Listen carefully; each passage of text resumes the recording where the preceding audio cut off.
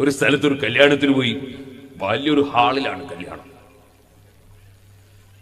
അപ്പൊ കല്യാണത്തിന് ചെന്ന് സുബ്ഹാനല്ലാഹ് എനിക്ക് ഭക്ഷണം കൊണ്ട് തന്നപ്പോ ഭക്ഷണം പാളയില. പാളാന്ന് നിങ്ങളായിട്ട് പറയും, ഈ കവുങ്ങിന്റെ അതിന് പാളയിലാണ് ഭക്ഷണം. ഇയാൾ വലിയ മുതലാളി എത്തിയാൽ ഒരു പ്ലേറ്റ് വാങ്ങിച്ചൂടെ? അപ്പൊ നോക്കുമ്പോ ഇത് ബാംഗ്ലൂരിൽ നിന്ന് കൊണ്ടുവന്നതാണ് ഈ പാള. ഒരു പ്ലേറ്റ് പോലെ ആക്കിയിട്ട് അതിലാ സാധാരണ എന്തെല്ലോ സാധനം ഇരിഞ്ഞ് നടക്കുന്ന ഒരു സാധനമാണ് ഈ പാളാന്ന് പറഞ്ഞത്. ഞങ്ങളാട്ടിൽ അച്ചു എന്നൊക്കെ പറയും. ഇതിന്റെ മുകളിൽ കൂടി ഇങ്ങനെ പോകുന്ന കാണാം. ഈ പാളയിലാണ് ഭക്ഷണം. ഞാൻ വിചാരിച്ചു ഭക്ഷണം വെണ്ടയില്ലല്ലോ എന്ന് തോന്നി. ഒരു പ്ലേറ്റ്, ഇത്ര സുഖമുള്ള പ്ലേറ്റ് ഉണ്ടാവും. അതുപോട്ടെ, ഭക്ഷണമൊക്കെ കഴിച്ച് പോരാൻ നോക്കുമ്പോ സുബ്ഹാനല്ലാഹ് ഞാനാകെ ബേജാറായി പോയി. ഇതാണ് സ്റ്റേജുമ്മല് ഈ കല്യാണം കഴിക്കുന്ന പെൺകുട്ടീനെ സ്റ്റേജുമ്മ കയറ്റിയിട്ട് ഇങ്ങനെ ഇരുത്തിയിട്ട് ഇങ്ങനെ വീഡിയോയിൽ പിടിക്കുന്നു. പച്ച വ്യഭിചാരം. ഞാൻ വെറുതെ പറഞ്ഞില്ല, റസൂലുള്ളാഹിനെ വിശ്വസിക്കുന്ന മുസ്ലിമുകളോട് പറയും.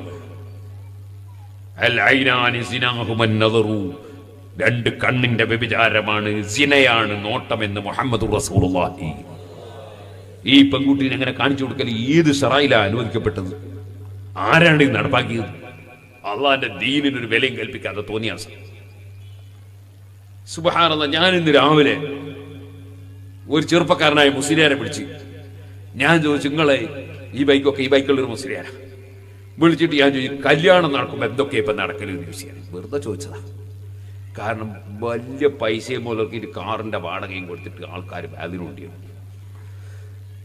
മൂല്യാരം ക്ഷണിക്കാൻ കുറെ അധ്വാനം, കൊണ്ടുവരാൻ കുറെ അധ്വാനം, കൂട്ടാൻ പോകാൻ കുറെ അധ്വാനം. ഈ അധ്വാനം എല്ലാം കഴിച്ചിട്ട് മൂല്യാരെ കൊണ്ടുവരും. ഈ മൂല്യാർ വന്നിട്ടോ 4 പാട്ടും പാടിപ്പോയാൽ മതിയോ? പറയേണ്ട കാര്യങ്ങൾ പറയണ്ടേ? സുബ്ഹാനല്ലാഹ്. ഞാൻ ചോദിച്ചു, എന്താണ് ഇപ്പൊ കല്യാണം വീട്? ഇപ്പൊ എന്നോട് പറഞ്ഞു, ഉസ്താദെ ഇപ്പൊ ഒരു കഥ കേൾക്കണം നിങ്ങൾക്ക്. എന്തേ? ഇപ്പൊ അധികോ ഹാളെന്നാണ് കല്യാണം. ആയിക്കോട്ടെ, വീട്ടു സൗകര്യല്ലേ, ഹാളെന്ന് ആയിക്കോട്ടെ, നമുക്ക് കുഴപ്പമൊന്നുമില്ല. പക്ഷെ നിക്കാഹ് കഴിഞ്ഞതിന്റെ ശേഷം പിന്നുണ്ട് ഈ പെൺകുട്ടിക്ക് ഒരു സ്വർണത്തിന്റെ മാല കെട്ടുന്ന പരിപാടി അല്ലേ? ഒരു മാല കെട്ടുന്ന പരിപാടി ഉണ്ട്. ചാരാ കെട്ടുക, ഭർത്താവ് പോയിട്ട് ഭാര്യക്ക് കെട്ടി കൊടുക്കുക, തെറ്റൊന്നുമില്ല. നിക്കാഹ് കഴിഞ്ഞല്ലോ, എനിക്ക് കാണുകയും തൊടുകയും ചെയ്യാലോ, ഒരു തെറ്റുമില്ല. അപ്പൊ അങ്ങനല്ല, എങ്ങനെ ഓന്റെ കൂടെ സുഹൃത്തുക്കളോടും ഉണ്ടാവും. ഈ സുഹൃത്തുക്കളും ഈ പെണ്ണുമായിട്ട് എന്താ ബന്ധം? പച്ച ഹറാം. അവനല്ലാത്ത ഒരൊറ്റ പുരുഷനങ്ങോട്ട് കയറാൻ പറ്റൂല. അവന്റെ സ്വന്തം ബാപ്പക്ക് നിക്കാഹ് കഴിഞ്ഞാൽ കയറാം. കാരണം ബാപ്പ സ്വന്തം ബാപ്പന്റെ സ്ഥാനത്തായി. സ്വന്തം ബാപ്പാന്റെ അനുജന് കയറാൻ പറ്റൂല, ബാപ്പാന്റെ ജ്യേഷ്ഠന് കയറാൻ പറ്റൂല, അതുപോലെ തന്നെ ഉമ്മാന്റെ ആങ്ങൾക്ക് കയറാൻ പറ്റൂല, അവനുമായി ബന്ധമുള്ള വേറെ ആർക്കും പറ്റൂല. ബാപ്പക്ക് കയറാം, ബാപ്പന്റെ ബാപ്പക്ക് പറ്റും. അങ്ങനെ തുടങ്ങി ബാപ്പയല്ലാത്ത ഒരാൾക്കും പറ്റൂല. അവന്റെ ജ്യേഷ്ഠനും അനുജനും ഒന്നും കയറാൻ പറ്റൂല. ഇത് അന്യസ്ത്രീയാണ്. ഈ അന്യസ്ത്രീക്ക് ആദ്യം തന്നെ നിക്കാഹ് ചെയ്ത് അതിന് ഹറാമാ. ഈ നിക്കാഹ് ഖിയാമത്ത് നാൾ വരെ തുടരേണ്ട ബന്ധല്ലേ? ഇതിലല്ലേ നല്ല സാലിഹികളായ മക്കൾ ജനിക്കേണ്ടത്? തുടങ്ങുമ്പോൾ തന്നെ ഹറാമും ചെയ്തിട്ടാ തുടങ്ങും. അതുകൊണ്ട് ഞാൻ പറയട്ടെ, ഒരു മേലിൽ അങ്ങനെ എവിടെങ്കിലും ഉണ്ടെങ്കിൽ ഒരൊറ്റ മുസ്ലിമും അങ്ങനെ ചെയ്യാൻ പാടില്ല. രണ്ടാമതായി പറയട്ടെ, എന്നോട് പറഞ്ഞ് വേറൊന്നുണ്ട് ഉസ്താദേ, അതിനെക്കാളും ബേജാറുള്ള സംഗതി. അതെന്താന്ന് വെച്ചാൽ, കല്യാണം കഴിഞ്ഞ് ആ കഴിഞ്ഞ പെൺകുട്ടിയുടെ വീട്ടിലേക്ക് പുതിയാപ്പിള രാത്രിയാ പോവുക, ഏകദേശം ഒരു 10 മണി. ഇങ്ങനെ ഇത്ര ബൈക്കുന്നത്? ഇത്ര ബൈക്കേണ്ട ആവശ്യം എന്താ? കുറച്ച് നേരത്തെ അങ്ങ് പോയാലെന്താ? ഈ 10 മണിക്ക് പോകുമ്പോ ഇവന്റെ കൂടെ കുറെ പരിവാരം. എന്തിന്? എല്ലാവരും കല്യാണം കഴിച്ചോ, ഒരാളാണ് കഴിച്ചോ. എന്നാ പോട്ടെ, സ്നേഹിതന്മാര് കൊണ്ടുപോയിട്ട് അവിടെ കൊണ്ടുപോയി കയറ്റി കൊടുത്ത് അവിടെ നിന്ന് ഭക്ഷണം കിട്ടിയിട്ട് കഴിച്ച് പോരാണെ കുഴപ്പമില്ല. പിന്നെ ഇവളെ അറേന്റെ റൂമിന്റെ ഉള്ളിൽ എന്തിനാണ് ഈ ചെറുപ്പക്കാർ പോകുന്നത്? ഈ പെൺകുട്ടിയുടെ അറയുടെ ഉള്ളിലേക്ക് ഈ ചെറുപ്പക്കാർക്ക് പോകേണ്ട ആവശ്യം എന്താണ്? മുറ്റത്തിറങ്ങി ഇരുന്ന് ഭക്ഷണം കഴിച്ചു പോകാന്നല്ലാതെ ഈ അറേന്റെ ഉള്ളിലേക്ക് ഇവരെ കൂട്ടിക്കൊണ്ടുപോകേണ്ട ആവശ്യം എന്താണ്? അറേന്റെ ഉള്ളിൽ പോകലാണെന്നും തിരക്കുകളില്ല. പെൺകുട്ടി ഇല്ലാത്ത സമയത്തായിരിക്കും എന്ന് വിചാരിക്കുക, നമ്മൾ നല്ല വിചാരിക്കുക. പക്ഷെ അവിടെയുള്ള കണ്ണാടി പൊട്ടിച്ച്, ക്ലോസറ്റ് പൊട്ടിച്ച്, അവിടെയുള്ള സാധനമൊക്കെ നശിപ്പിച്ച്, വന്ന് കയറുന്ന സമയത്ത് കുറെ കതിന പൊട്ടിച്ച്, പച്ച തെറ്റായ ഏതൊക്കെ കാര്യങ്ങളെന്ന് അറിയോ? ഈ കതിന പൊട്ടിച്ച്, എവിടുന്നോ ഒരു സ്ഥലത്ത് കതിന പൊട്ടിക്കുമ്പോ ഏതോ ആൾക്കാർ പറഞ്ഞു പോലും, മക്കളെ നിങ്ങൾ പൊട്ടിക്കല്ലേ, അപ്പുറത്തുണ്ട് ഒരു സക്കറാത്ത് കിടക്കുന്ന ഒരു ഉമ്മ ഉണ്ട്, ആ ഉമ്മാക്ക് പെട്ടെന്ന് കേട്ടാ എന്തോ പറ്റിപ്പോവും. അതൊന്നും വില വെക്കാതെ യുവാക്കള് അങ്ങോട്ട് പൊട്ടിച്ച ഈ ഉമ്മ മരിച്ചുപോയി. ഈ ഉമ്മാനെ കൊന്ന കുറ്റം കിട്ടൂല ഇവർക്ക്? ഇന്നാ ലില്ലാഹി വ ഇന്നാ ഇലൈഹി റാജിഊൻ. ഞാൻ ചോദിക്കട്ടെ, ശല്യം ചെയ്യാൻ പറ്റുമോ? ഇസ്ലാമിന്റെ നിയമം എന്താണ്? ഇസ്ലാമിന്റെ നിയമം ഉറങ്ങിക്കിടക്കുന്ന ഒരാളെ മുന്നിൽ വെച്ച് ഉറക്ക ഖുർആൻ ഓതാൻ പാടില്ല. കാരണം ഉറങ്ങിക്കിടക്കുന്നവന്റെ അടുക്കുന്ന ഉറക്ക ഖുർആൻ ഓതുമ്പോൾ അവന്റെ ഉറക്ക് തെളിഞ്ഞു പോയാലോ? അപ്പൊ ഉറങ്ങിക്കിടക്കുന്നവന്റെ മുമ്പിൽ വെച്ച് ഉറക്ക ഖുർആൻ ഓതാൻ പാടില്ല എന്ന് പഠിപ്പിച്ച ഇസ്ലാമിന്റെ അനുയായികള്, ഞാൻ ചോദിക്കട്ടെ, നമ്മൾ കൊണ്ടുപോയിട്ട് കതിനെന്ന് പറഞ്ഞ് പൊട്ടിക്കുമ്പോ അതിന്റെ നേരെ അപ്പുറത്തുണ്ട് കുഞ്ഞിനെ ഒന്ന് ഉറക്കി കിട്ടണോന്ന് മനസ്സിലാക്കി അധ്വാനിച്ച് മുല കൊടുത്ത് കുഞ്ഞിനെ കൊണ്ടുപോയി ഉറക്കിയ ഉമ്മയുണ്ട്. ആ കുഞ്ഞ് ഈ ശബ്ദം കേട്ടിട്ട് അതാ ഞെട്ടി തെളിഞ്ഞ് ഉറക്ക നിലവിളിക്കുകയാണ്. അപ്പുറത്തുനിന്ന് പശു അതാ 2 കാലും പൊക്കിയിട്ട് തുള്ളുകയാണ്. ആട് പേടിക്കുകയാണ്. ഈ കുരുത്തം കെട്ട യുവാക്കളുടെ കാരണം കൊണ്ട് മൃഗങ്ങൾക്ക് പോലും ജീവിക്കാൻ പറ്റാതെയായി പോയി. അത്തരത്തിലുള്ള വൃത്തികേടുകൾ ചെയ്യരുതേ യുവാക്കളെ. വേറൊന്ന് ഈ അടുത്ത് എനിക്കറിയാൻ കഴിഞ്ഞു. ഈ ചെറുപ്പക്കാര് കല്യാണം കഴിക്കുന്ന ചെറുപ്പക്കാരനെ സ്വീപ്പാക്കാൻ ഒരു കൂട്ടര്, കല്യാണം കഴിക്കുന്ന ചെറുപ്പക്കാരന്റെ കൂടെ രാത്രി പോകുന്ന സമയത്ത് ഇവരും കൂടെ പോയിട്ട് ഇവനെ കുറെ റോട്ടുമ്മലിട്ട് കറക്കി 4 മണിക്ക് ഭാര്യ വീട്ടിലെത്തിച്ചു കൊടുക്കുക. അടുത്ത ഹറാം, പച്ച ഹറാം. നീ മുസ്ലിമാണടോ?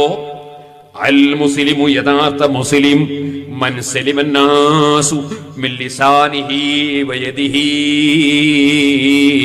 നാവ് കൊണ്ടോ കൈ കൊണ്ടോ വേറെ ഒരാൾക്ക് ശല്യമില്ലാത്തവനാണ് മുസ്ലിം. ആ ചെറുപ്പക്കാരനെ നീ കറക്കിയിട്ട് ആ പാവപ്പെട്ട പെൺകുട്ടിയുടെ മനസ്സ് വേദനിപ്പിച്ചില്ലേ നീ? നിനക്ക് ഇസ്ലാമുണ്ടോ? ഇസ്ലാമിന്റെ ആചാരമുണ്ടോ? കടുത്ത ഹറാം. എന്നോട് ആരോ പറഞ്ഞു, ഏതോ ഒരു പോലീസുകാര് ഏതോ ഒരു സ്ഥലത്ത് നിന്ന് ഇങ്ങനെ കറക്കുന്നത് കണ്ടപ്പോ എല്ലെണ്ണത്തിനെയും പിടിച്ചിട്ട് ഈ പോലീസ് സ്റ്റേഷനിൽ ഇട്ട് എന്ന് പറഞ്ഞു. എനിക്ക് വലിയ സന്തോഷമായി. ആ പോലീസുകാരെ കണ്ടിട്ടുണ്ട്. എല്ലാവർക്കും ഞാൻ ബിരിയാണി വാങ്ങിച്ചു കൊടുക്കാൻ.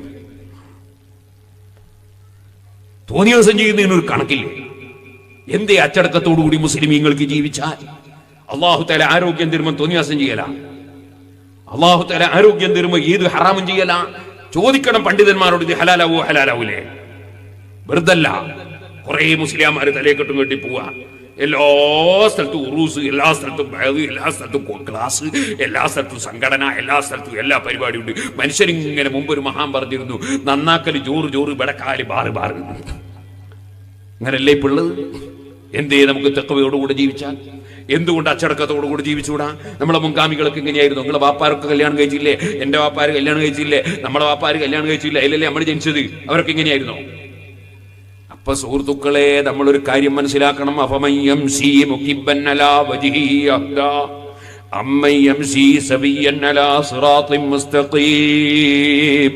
എല്ലാ ദിവസവും രാത്രിയിൽ ഓതൽ സുന്നത്തുള്ള സൂറത്ത് തബാറക സൂറത്ത്.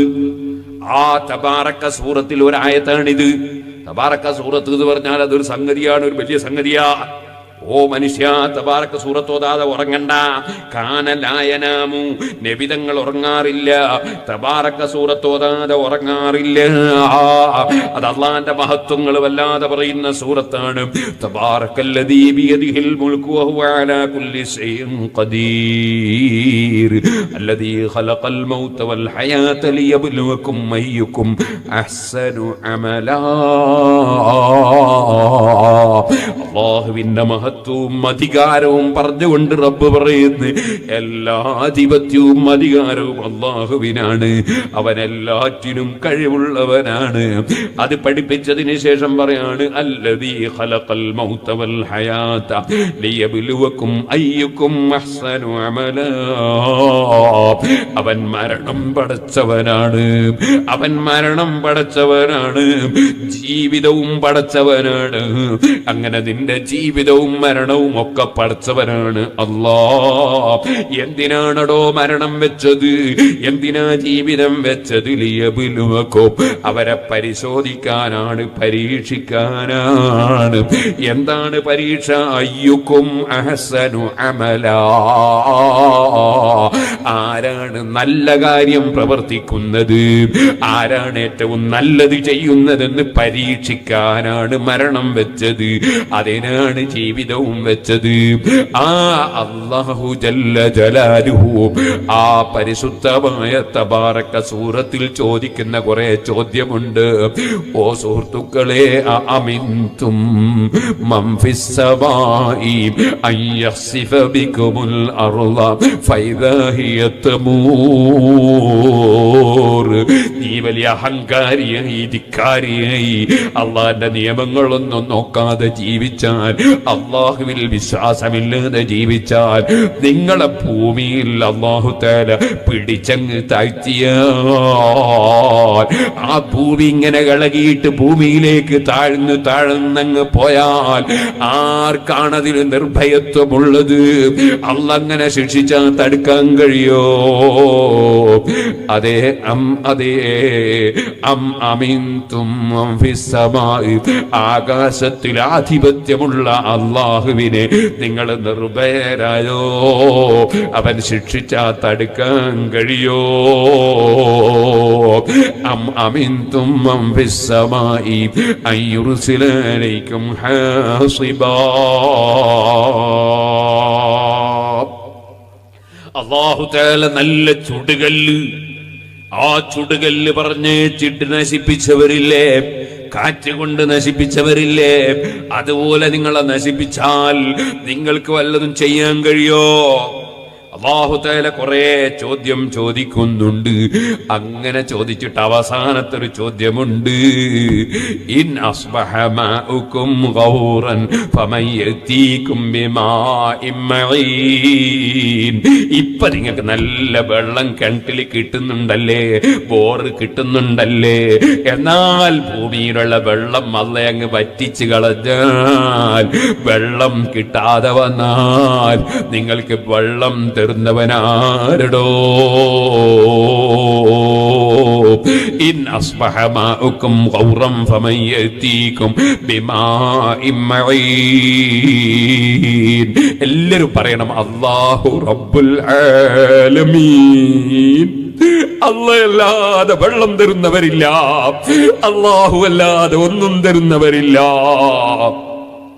ഈ ആയത്തിറങ്ങിയപ്പോ ഒരു ധിക്കാരിയായ തോന്നിവാസി അവൻ പറഞ്ഞു, കൈക്കോട്ടും പടഞ്ഞൊക്കെ വെള്ളം ഇങ്ങ് തരൂന്ന്, കൈക്കോട്ടും പടഞ്ഞൊക്കെ വെള്ളം തരൂന്ന് പറഞ്ഞു തീരുമ്പോ അവന്റെ കണ്ണിലെ വെള്ളം അങ്ങനത്തെ പറ്റിപ്പോയി. പിന്നെ കണ്ണിന് കാഴ്ചയുണ്ടായില്ല. കൈക്കോട്ടും പടഞ്ഞും കൊണ്ട് കേട്ട കണ്ണിലെ വെള്ളം, ഇവിടെ കണ്ണിലെ വെള്ളവും ശരീരത്തിലെ വെള്ളവും ഭൂമിയിലെ വെള്ളവും ആകാശത്തെ വെള്ളവും എല്ലാ വെള്ളവും പടച്ചു കൊടുക്കുന്നവൻ അല്ലാഹ്. അള്ളാഹിനെ മറന്നുകൊണ്ടുള്ള ഒരു പരിപാടിയും പറ്റില്ല. അള്ളാഹുവിനെ ശരിക്ക് അള്ളാഹിനെ സ്നേഹിച്ചും അള്ളാഹുവിനെ അംഗീകരിച്ചും ജീവിക്കണം.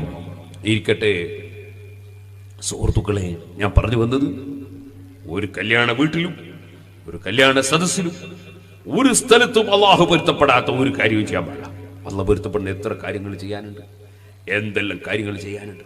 അള്ളാഹു പൊരുത്തപ്പെടാത്ത യാതൊന്നും പാടില്ല.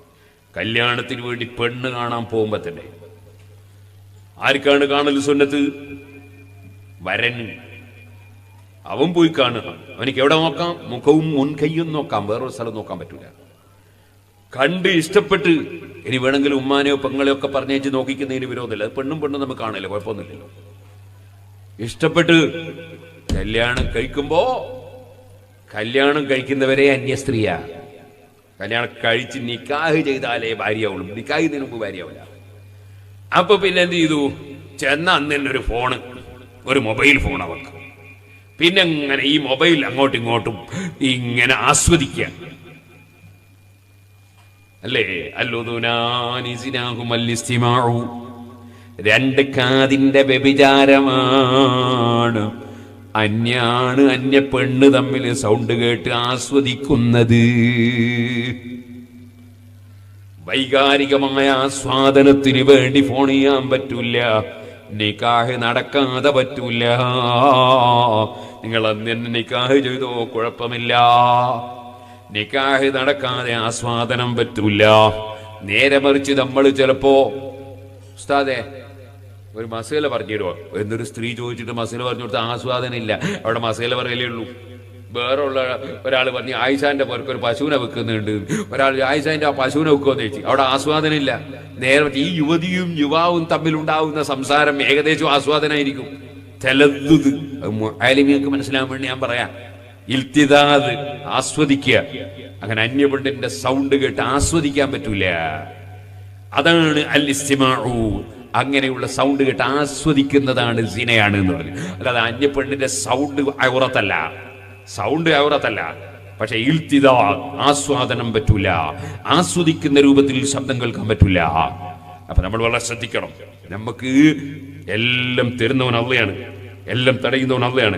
ആ അള്ളാഹു നമ്മുടെ രഹസ്യവും പരസ്യവും അറിയും. അതാണ് സൂറത്തുൽ മുൽക്കിൽ, തബാറക സൂറത്തിൽ അള്ളാഹു പറഞ്ഞു, ഇന്നല്ലദീന യഖ്ശൗന റബ്ബഹും ബിൽ ഗൈബി ലഹും മഗ്ഫിറത്തും വഅജ്റുൻ കബീർ. അള്ളാഹു തആല കാണുന്നു, അള്ളാഹു അറിയുന്നു. വേറെ ആരും കാണുന്നുണ്ടോ അറിയുന്നുണ്ടോ ഒന്നും വിഷയമല്ല. അള്ളാഹു അറിയുന്നു എന്ന നിലക്ക് അള്ളാഹുവിനെ ഭയപ്പെട്ട് ജീവിച്ചാൽ ലഹും മഗ്ഫിറത്തും വഅജ്റുൻ കബീർ, അവർക്ക് അള്ളാഹുവിന്റെ പൊറുക്കലുണ്ട്, വലിയ പ്രതിഫലമുണ്ട്.